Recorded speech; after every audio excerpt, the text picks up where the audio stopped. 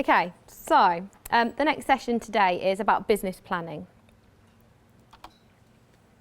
So what we're going to cover over the next hour is what is a business plan, why do we have a business plan, quick tips when writing a plan, the elements that we put within a business plan, the main 6 sections, and we're going to break a business plan down into really usable sections, and then how often should you review it. So that's what we're going to cover this morning. So I think for quite a few of you that will be really useful to take you through the process. So what is a business plan? A business plan is really a written description of your business and its future. So think about it just as it's a book. So it tells you what you plan to do and how you plan to do it. A few notes on the back of an envelope can be the start of your plan. So don't think, right, it needs to be grand. A lot of people think it's got to be typed up, it's got to be ring bound. You know, a plan is how you want to portray it. It's really, a business plan follows a journey. And that's what we need to think about. And I know many businesses that have a plan and they don't write it down. I'm a big believer that you should write it down because you need to have it there, to review it and to adapt it and to change it. If it's in your head, think about all the other things that you need to remember when you're in business, and you've got that plan in there as well. It's a good opportunity to brain dump that information and to have it there to link back to. So the plan is a journey. So you start here today with the skills and resources currently available to you. And what you're thinking about is you identify where you want to get to. So maybe a point in the future. And this very much is dependent on your plan. So what we generally say is a business plan is 12 months. So it's 1 year. But within that, very often within the financial sections, we look at 3 and 5 year projections. So we know, ladies, you were saying that actually your long-term plan is to have a building. That's not going to happen in year 1, might not happen in year 3, but could happen in year 5. So let's think about that bigger picture and think about some of the things that we do in the beginning that are going to get to it there in the end. You identify where you want to get to, okay? So again, you need to think about your business. You'll have the different skills and different resources in 3 to 5 years than you did when you started out, as well as hopefully profitability and increased assets. And that's what you need to think about. You need to think about actually in 3 years' time, something that you couldn't do in year 1 is achievable now because you've got the money in the bank. You've got the reserves there to be able to do what you want to do. So your plan shows how you'll get from now to the future. And lots of people use the example of fail to plan, plan to fail. And it's, you wouldn't get in the car and drive to Scotland without having a basic idea of how to get there, whether it was a paper map or your TomTom or access to your phone to look at maps. You wouldn't say, right, I'm just going to travel to Scotland and we'll just mooch along and get there if we can. Probably take you twice as long is all I'm saying. So actually, if you've got a plan, you'll get there quicker. A lot of people say to me, is it just a financial tool? So a lot of people write a business plan, they might want to access funding. They might want to access finance. They've been to the bank and the bank manager says you need a business plan. So a lot of people say, I've got to write one because the bank manager wants one. Whilst a plan is a good tool to attract financial support, it can be used for so many more things as well. It can be used to understand how your business works. How is it really working? How are you successful?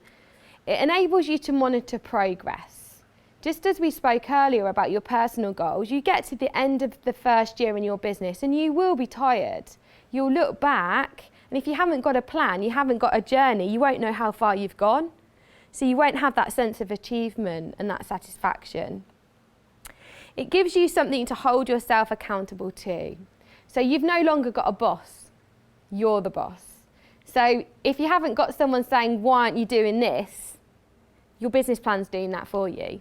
So actually, you can refer back to it and say, well, I didn't hit that target this month, so I need to double that. Or, that's not achievable, we need to review it and change it. It's also a really good sales and marketing tool for employees, because if they see your plan, they see your vision, it's an attractive organisation to come and work for, and you're an attractive company to work with. Partners and investors. So again, I don't know whether anybody's applying for any funding, but if you were, they would want to see a really solid plan and it was really sustainable. And some of you are looking at sort of corporate clients, bigger clients. They may want to see your business plan to see what your offering is and what you can supply. So it's a really, really good tool to have. So why a business plan? You will use it as a tool to manage yourself, as we've said, the business and future business opportunities. It's a tool to be used and not something to be written just because you think you should. I know so many people that write one and then it sits in a drawer and they never look at it again. If you're doing that, then it's a waste of time writing it. It needs to be something that's proactive and it's used. Whether it's typed, written, spoken, stored in your mind, we all have a plan. And it's really funny actually, because a lot of people say to me, I haven't got one. And I say, okay, so what's your projections for the next 5 years? And they can say it straight out of their head because they've got it in there. So they do have a plan. Everyone plans. It's just they might not necessarily have it written down. And it's a tool to notice the areas of weakness and where problems may occur and rectify them before they happen. So a business plan is a really good tool to almost start your business journey without actually starting it. So sometimes you might hit obstacles and problems and you can find solutions to those before your business actually starts. I think that's the really good thing about a plan. Businesses who plan are more successful than those that don't. So that's really important. When we look at those, when I worked with businesses in London back in the recession, those that had solid plans and developed those plans were ones that saw the recession out and were sustainable. Those that said we don't need to plan, we just do what we've always done, were the ones that actually fell short and started to struggle. So that's why it's really, really important to have a business plan. Quick tips before you start writing your plan. Keep it short, 20 to 30 pages maximum, which is a lot of pages. I think more about 5 to 10 myself. Don't waffle. It's really important not to waffle. So many people come with pages and pages and pages of plans. Simple language. Whoever reads it needs to understand it. That's very important. Make sure you get straight to the point. So, if I didn't understand your business, so I know nothing about industrial training, but I could pick your business plan up, read it and understand it. Understand what your objectives are, what you were hoping to achieve and the basic finances within it. Because a business bank manager or a business advisor isn't specialised in every single industry. What they'll want to see is an overview. A good thing in here is use graphs and charts. So they're a really easy way to project, but an easier way for other people to understand, and then make it much more interesting for yourself as well. So it's something picture that you can look back at. Make sure it looks smart. It needs to be simple and inviting. And we're going to talk more about branding and image further on today, but make sure that that business plan suits that and matches that. Okay? So for example, just even something as simple as if I was in an environmental company and I was taking my business plan somewhere, maybe to an investor or a potential partner, if that was all used on recycled paper and there had an environmental element to the resources that I'd use to pull that together, that's really just going to add value to that plan. And actually that plan represents that organisation and what those organisational values are. So it's just a little example of what you can do. What I will say is a business plan, I think, has 3 main areas that you pull out. Okay? The first area that you pull out are your objectives. The second area you pull out is your marketing. And the third one is your finance. They're almost like chapters of a book, and you can pull them out and you can use them independently to work with. A full business plan has 6 key areas, each of which can be used independently, like we've said, or as a whole report complementing each other. So the main areas we look at is your business description. So what is it that your business does? We've got objectives. So what are your business objectives? We've looked at our personal objectives. Now we're looking at our business objectives. We're looking at the business as a whole. Looking at the organisation, marketing and sales. And then you've got the financials. What does a business look like financially? The most important thing, whilst you can take it all out independently, it needs to talk to each other. So when we look at marketing, if you were saying you're going to do lots of marketing activity, but then we got to the financials and you'd not put any costings in, it's not going to work. It needs to complement each other. So what you put in the body of the plan and your plan of action to promote and sell and deliver has to be shown in your financials as well. So we're going to look through each of those sections now in more detail. The business plan. We've got the business description. This should be straight to the point. It is a summary of your business and the products or services it sells. So whether somebody knows your industry or not, they should be able to read your description and understand what it is you are offering. This section should be no more than 50 words. You should be able to sum your business up in a nutshell. Imagine getting into a lift with Alan Sugar and him saying, what is your business? What services do you offer? Do it straight away. Get it straight off your tongue. And that takes practice. You know, that doesn't come overnight, and work on that and develop that. And that will be used in networking, in selling, in meeting people generally. And every opportunity is a potential opportunity to sell and to market and promote your business. So make sure you know those 50 words. Again, if you've got anybody else working for you, make sure they know those as well, so that you've got a consistent message going out there.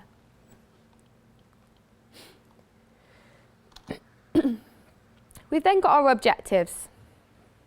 So we've got our personal objectives. What do we want from our business? And we've spoken about that, haven't we? We've looked at, we might want a different lifestyle, we might want more income, we want a better work-life balance, we want more time for ourselves. Think about all of these things and how we can do it. What we now need to think about as well is our business objectives. So what can we achieve and what are our objectives with our business? Normally, I generally say set between 3 to 5 objectives for year 1, year 3 and then year 5. The thing about objectives, again, it's very important, and you've probably all heard of the model SMART.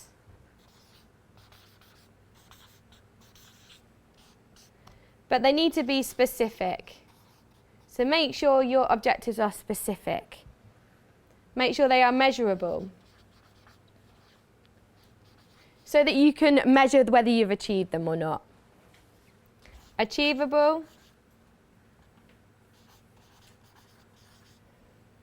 realistic, and timed.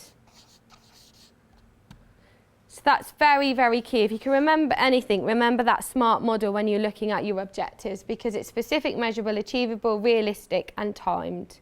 And make sure you say, I'm going to achieve that by next year. So I'm going to increase my sales by 10% by the end of 2016. Okay? So think about that. Again, between 3 to 5 objectives for year 1, year 3, and year 5. So then the main body of the business plan is split into the next 4 sections.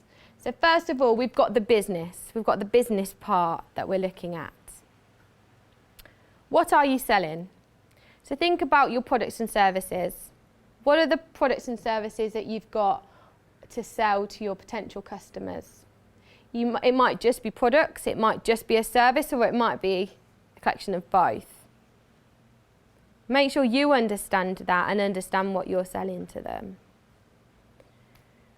A lot of people, it's quite interesting when we look at that. For example, advertising is a really, really good way to see what you're actually selling. You might be selling a chocolate bar, for example, but actually, what are you selling? You are selling the fact that it's going to make them feel good. It's going to actually stop them from being hungry. So the actual product is just a chocolate bar, but actually what is that going to achieve? What are the feelings, the thoughts behind that?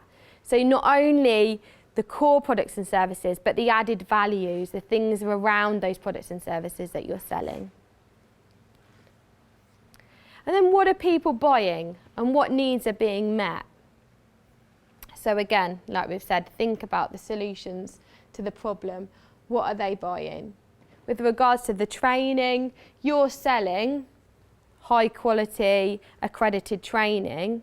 What the company is buying is ensuring that their staff are all accredited to a high level of standard so that their business is working within that criteria and actually is working at a level and a standard, which adds value to their offering. So they can say all of their workers are accredited to that level. And that's a need that's being met for them to ensure that they're covering their insurances, their legislation. Think about the market. So think about who are your customers. Think about what are the trends.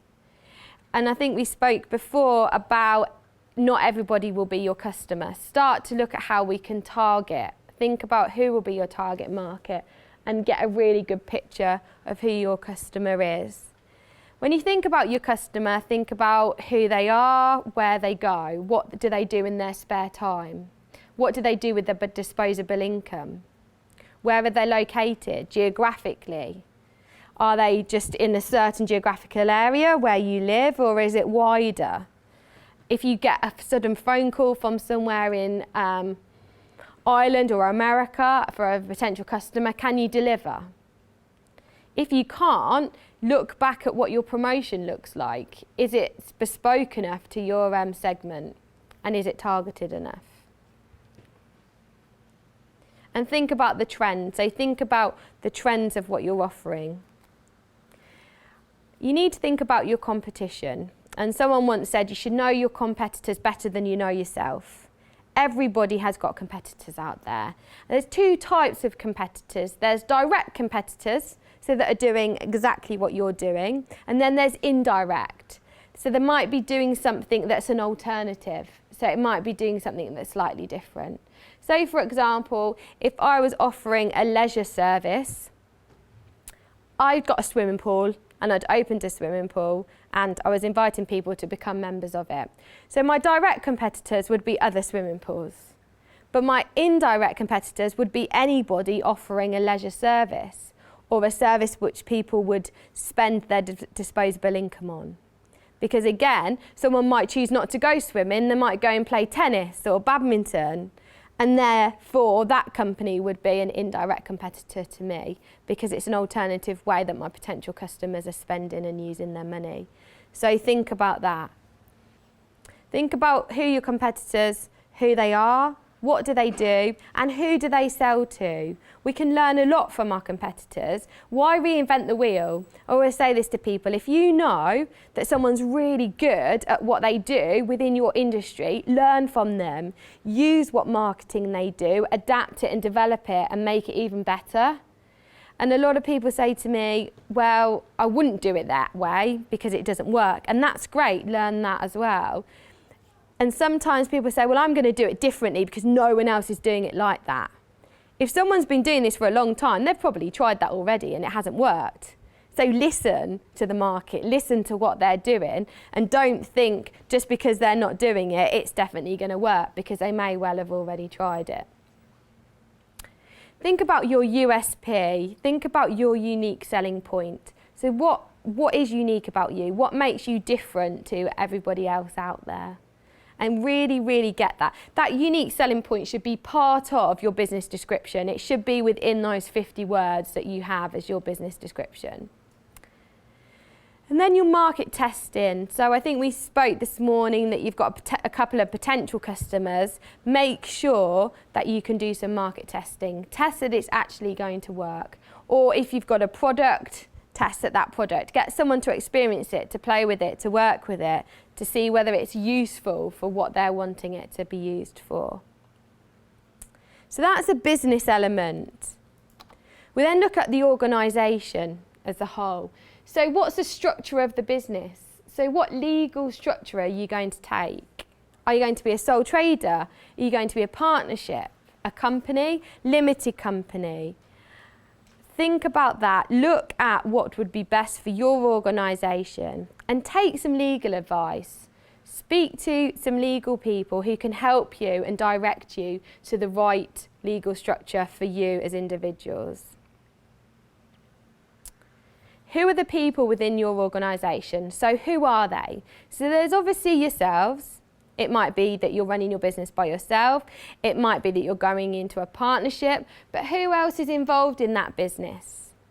Do you have a partner at home that might be involved in it? Do you have other family members that may have invested money into the business but might not directly be involved but actually are financing it, so have an involvement there? Are you going to outsource services? You might use an accountant. You might need a solicitor. All these services are people that are going to be involved and work within your organisation. You might use somebody else to do some marketing. You might have an administrator. Think about that. Think about the other people that are going to be involved in your business, in your organisation, and what you want from those people. It's really key that you identify what you want from those individuals. I see lots of businesses struggle when they say, well, it's that person's not the right person for me. And I'm like, well, where did you get them from? And it was like, oh, somebody who I knew because it was cheap. That's not necessarily always the right way to go. You need the right people for your organisation. And come back to that whole image and the ethics and the values of your business. Make sure the people that are involved meet to those as well, and make sure they're working within those. Think about the skills and qualifications and the training that you have and that you might need.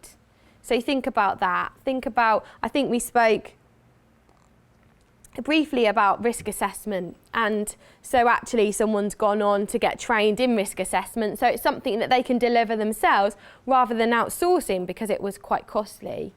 But in the beginning, you might have to outsource services until your business becomes established, and then you get the time and the finance to be able to improve your skills and qualifications, to add value to what you're offering internally.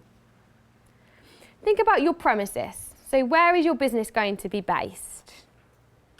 You might be running it from home at the moment, but think about, is that the right way for you? Is that going to give the right image and the right projection of what your business is? Does it sound like a home address? Could you rent an office? Could you have a virtual office? So just have an address somewhere within an enterprise centre. You could also look at, with regards to a telephone. And a lot of people, and there's lots of debates about telephone numbers for businesses. Should you only have a mobile or should you have a landline? If you haven't got a landline, does it look like your business isn't established enough? Now, I think it's something like £10 extra a month. You can pay for a landline, which actually is virtual. It goes straight to your mobile and you don't actually have a landline. But the perception out there, the perception on your website, the perception locally is that they can phone that number, that local code number, and get hold of you. What I like about that is that you can have lots of those. So if you know, for example, you might be based here in Northamptonshire, but you might have a lot of Manchester customers, or you might have a lot of customers down near the seaside. You can then pay for a local number there.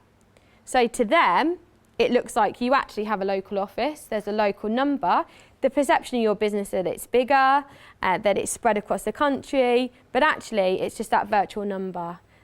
I think it's all about that customer and meeting the needs. They want to phone that local number. So it's very simple and easy to do. Contact your local mobile phone network and they will be able to help you with that if you need it. What I will say is try and keep telephone numbers separate. So if you've got a landline at home, make sure that you keep it separate. Or if you don't, make sure your answer machine isn't your child saying, hello, how are you? Please leave a message. Again, it's got to portray the professional image that you want your business to do. Okay? I phoned somebody who was looking at starting up a business, and his voicemail was awful. It was him burping. And it was terrible. And I was a business advisor phoning him, and I actually said, I really think that you need to change your answer machine message, and you were just lucky that I was not a customer. And he was very apologetic. But imagine if that was a customer that had phoned and got that message, you wouldn't be phoning back again, would you?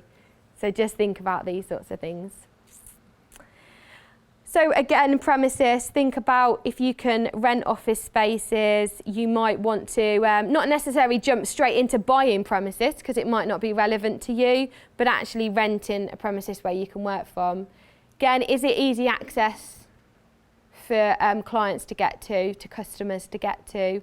If you are going to run it from home and you will have customers visiting your home, there's lots of legislation around that. So make sure you speak to your mortgage company and the local authorities to get permission to actually run the business from there. Otherwise, it may be you might have to relocate it. So just cover yourself in every situation to make sure. What equipment do you need?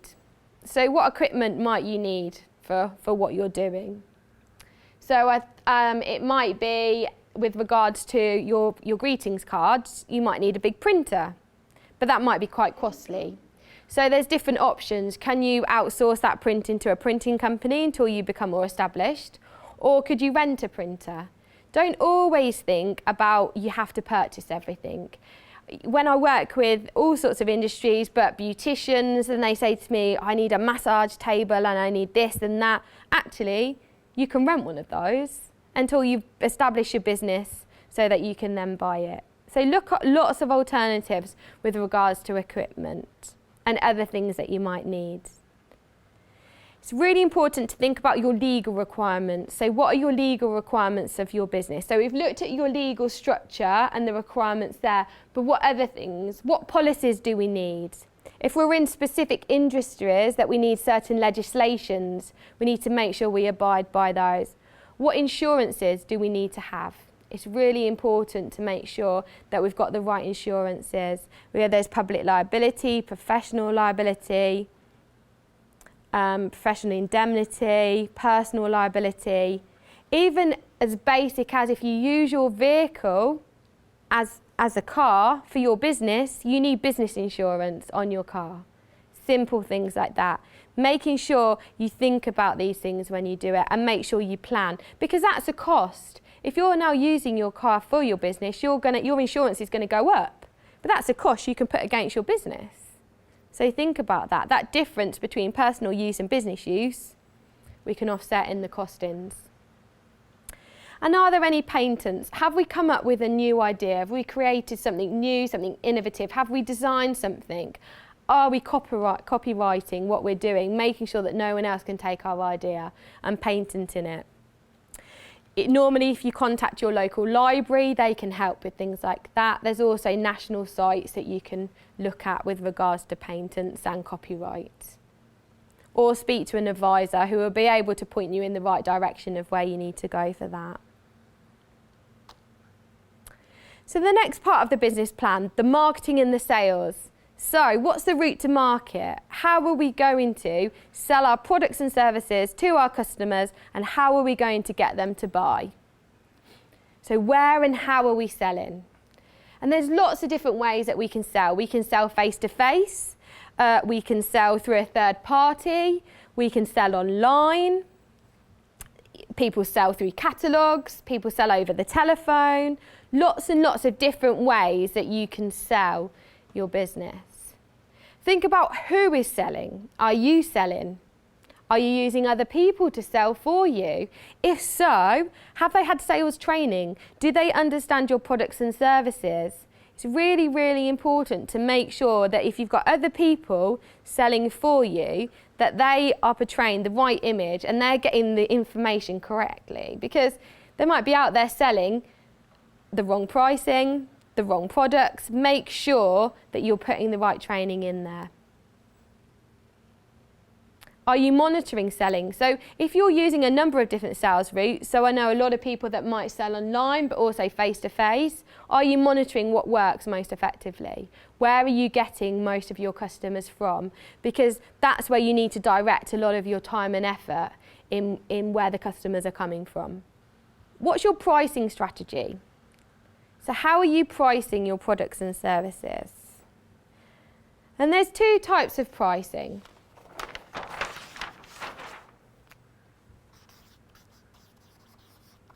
There's cost plus pricing, and then there's value added pricing.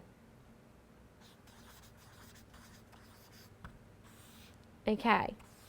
And think about what your competitors are doing with regards to pricing. So cost plus is taking the core cost of what your product and service costs you and then adding an industry markup on it, which is normally standard across the industry that you're looking in. You've also then got value added.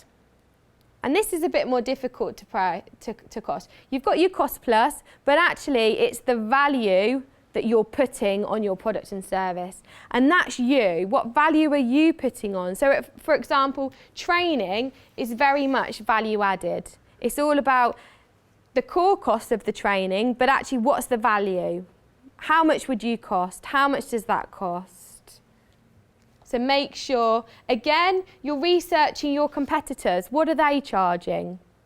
Where do you want to sit within your competitors? Do you want to charge more, less, or around about the same? So again, it comes back to your research to find out what is the standard pricing within the market and what are your customers prepared to pay? Because you can only charge what someone's prepared to pay for your products and services. What's your marketing message? So what's the message out there? What's on all of your information, on your literature? What message are you trying to get across of your products and services? Again, with regards to your marketing message, it's about being consistent, isn't it? Think about your website, your business cards, your leaflets, your vehicle branding, any other marketing literature or marketing activity.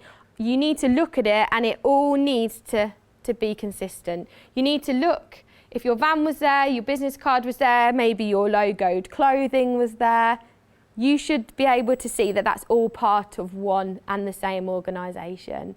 Very often organisations make the mistake that there's lots of different things out there, lots of different leaflets promoting different services, and it's not consistent. It looks like it's coming from lots of different organisations and not just from one organisation. And what is your marketing approach? So how are you going to market? But think about where and how you're going to market your business. The important thing to remember is marketing and selling are very different. Marketing is about raising awareness and getting the message out there that your business is there, it exists, and your products and services are available.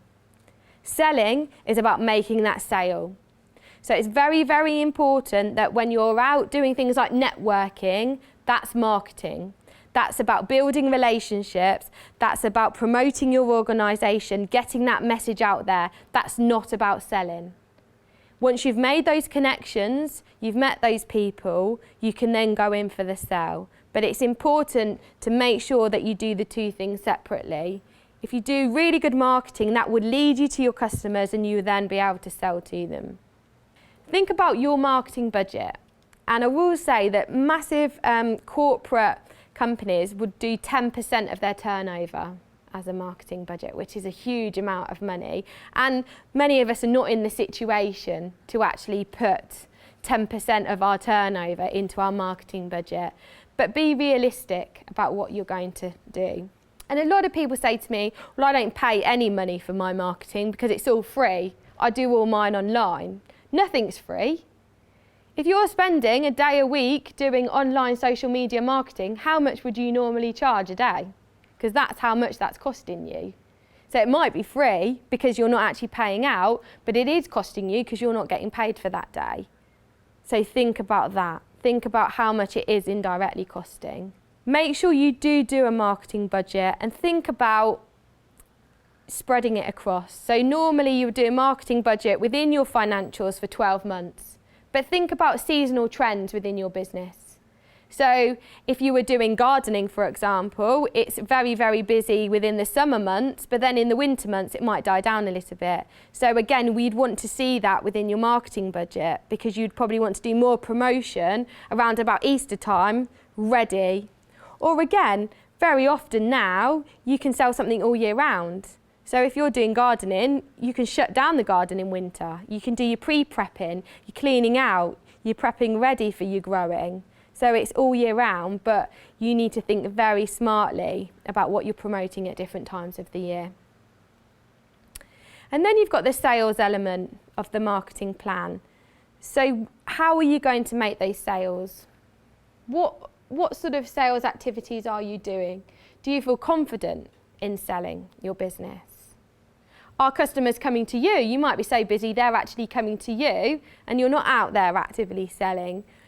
But again, if they're coming to you, you have to close that sale. They're coming to you saying, we'd like to do this. You're saying, yes, this is what we can do. You need to close that sale. So what's your process with regards to selling your products and services? So that's all within the marketing and sales section of your business plan. And then the final section of the business plan is the financials. So again, this is really important that it should come out of the plan and to be used. And very often people see this as the most important part of the plan, but it's got to talk to the other elements. So again, as we've spoken about marketing and selling, that's got to come within the financial area. So what are your startup costs? What's it going to cost for you to start up this business? Set them out, list them out. You could do two lists. You could do, what's it going to cost me to start up in an ideal world if I could have everything I wanted? Or realistically, what do I need? This will then lead on to if you need any investment. And if you do, where is that investment going to come from? And what sources of investment are you going to use? So have you got your own personal finance that you're going to invest in? And if you have, make sure that you get some professional advice about loaning that money to your organisation.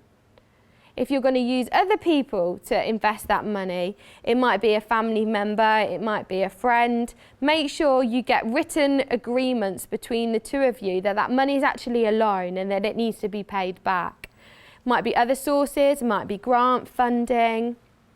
It might be the bank may be lending you some money. Think about all of the financial resources and where that money is going to come from to cover up those startup costs. We've then got the cost of the business, haven't we? We've got the overheads. We've got production and sales costs, and we've got the cost per unit. So think about all of the overheads of the business.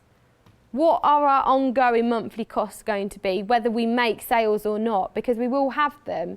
You know, even if we're using our premises at home, we've still got to pay our insurance every month, whether we make sales or not.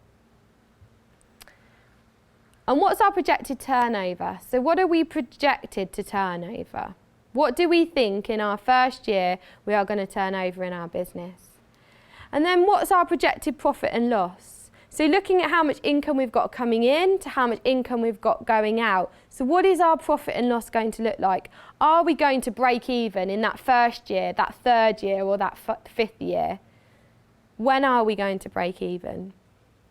And then think about your tax and the rates of tax that you're going to pay. Dependent on your organisational structure, going back to the organisation area that we were looking at, this all needs to be pulled within your business plan. A lot of people within the financials, when they show it to me, they don't include tax and rates of tax. They don't put their corporation tax in there if they're a business. They don't put their personal tax in there if they're a sole trader. And that's very important that we see where that money's coming from, because you've got to earn it to pay it. And we're doing another workshop on finance, which is really important, so we can look at these in a lot more detail. Look at your cash flow forecast. It's very important. A cash flow forecast will forecast your potential sales.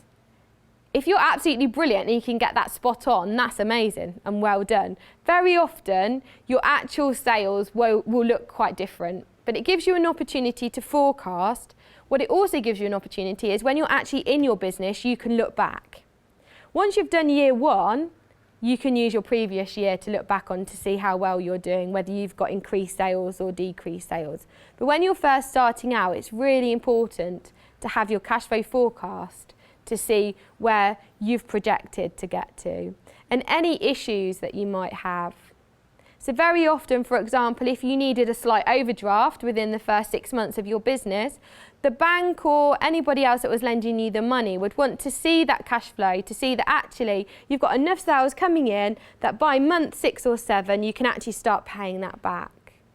If you have any loans, please remember to put your repayments in there, but even more importantly than that is about putting the interest in and making sure that that interest is being paid back out as well.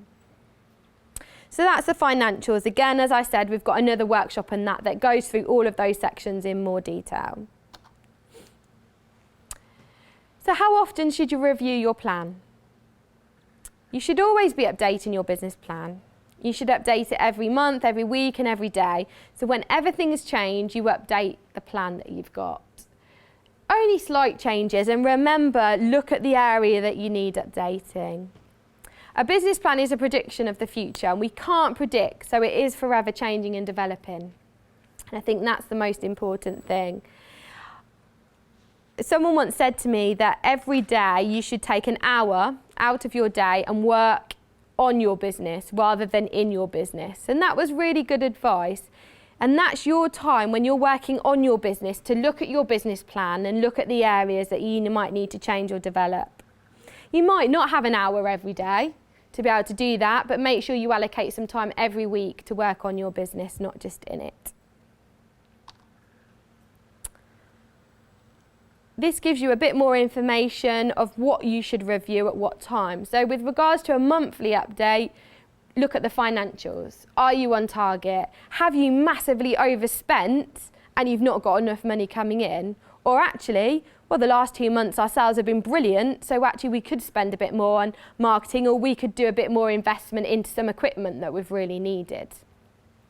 And also on your sales and marketing activity, monitors what activity you're currently delivering and doing and the return. So are you getting customers from it? You've also then got your annual update. This is your opportunity to talk to your customers, get feedback from your customers. Are you delivering what they're looking for? What's your customer service like? Are they really happy, or are there improvements that need to be made?